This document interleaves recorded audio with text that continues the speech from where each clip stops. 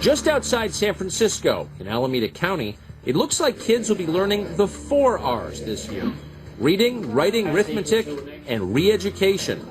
A vocal group of gay couples is pushing lesson number 9, a so-called anti-bullying lesson plan that will teach kids in kindergarten through 5th grade about LGBT, or lesbian, gay, bisexual, and transgender lifestyles. I am a gay dad. I've been with my partner for 15 years, and we've raised both of our children since birth. We needed to address the issues of harassment, and we needed to address the issues of visibility, and the district answered that call. Alameda Unified School District is acting appropriately in response to both anecdotal knowledge and data that anti-LGBT harassment does occur in our schools, as it does in other schools across the state and country. Remember, this is about kindergarten through 5th grade. After this meeting, we asked Assistant Superintendent Sherratt to provide that data she referenced on LGBT bullying. In an email, she replied, quote, "I have referred you to the district's legal counsel. It is appropriate that she respond." We're still waiting for that response.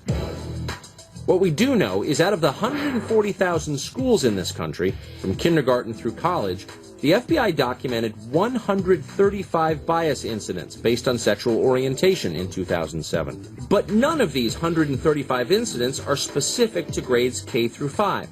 And Fox News reporting did not find any data evidencing bias incidents based on sexual orientation at the elementary school level in 2007 or in any other year. The LGBT, I classified in the new bullies on the block. The school is not there to teach my child the social issues of life. That's my job. The problem is there's a group of adults who are trying to superimpose their ideology on some children instead of just preparing teachers how to handle bullying or how to handle offensive language. So why have LGBT groups moved to the head of the class? Fox News cameras were in Alameda to capture over 10 hours of heated public debate. On one side, angry parents. And they said, "Ooh, your mom's a lesbian. Lesbian, lesbian, your mom's a lesbian." And she said, "I didn't know what they meant, but I just felt really sad, and I went and sat by myself." I'm 16, a sophomore at Alameda Community Learning Center, an avid fantasy role player, a metalhead, and a homosexual. I have been harassed by other students in my classes and even began to consider to just stop trying in school and to just give up on life.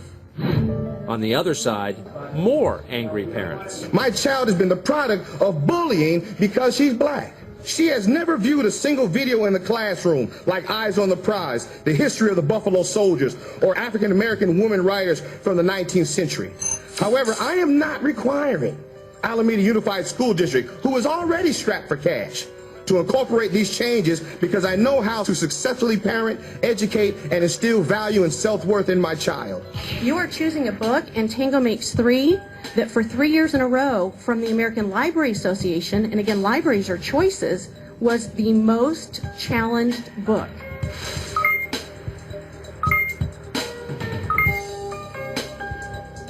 It's about 2 gay penguins who raise a baby penguin, and look, they live happily ever after. And so again, nothing in this book about bullying or harassment, all about 2 male penguins.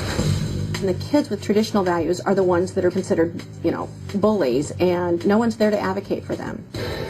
So how did the school board vote on the curriculum change? Member Spencer? Oppose. Member Tam? Yes. Member McMahon? Oppose. Member Jensen? Yes. Member Mooney? Yes. And the LGBT side has it, 3-2. In a state that ranked 3rd from the bottom in 2007 in 4th grade reading scores, Alameda's 2nd grade students will be required to read Tango Makes 3.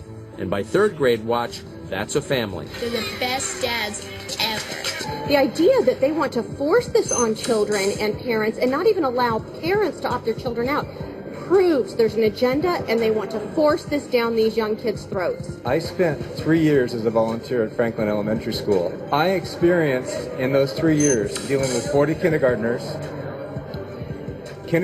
calling each other by a lot of different slurs, including the gay slurs that Ms. Englund says is just an agenda.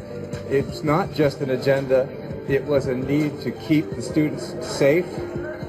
What did you do to stop it? What did you do to stop it? Did you enforce the current school policy? Let me finish my statement. What did you do to stop the slurs? I dealt with that as a Christian. I'm very excited about going home and kissing my boys and telling them that we have had a victory tonight. And the school board should be ashamed of itself when not only does it vote to approve such a measure, but funds it in order to vote for it. This battle isn't over yet. 11 states around the country now have bullying laws that include sexual orientation. That means that this scene in Alameda will be replayed in schools across the country.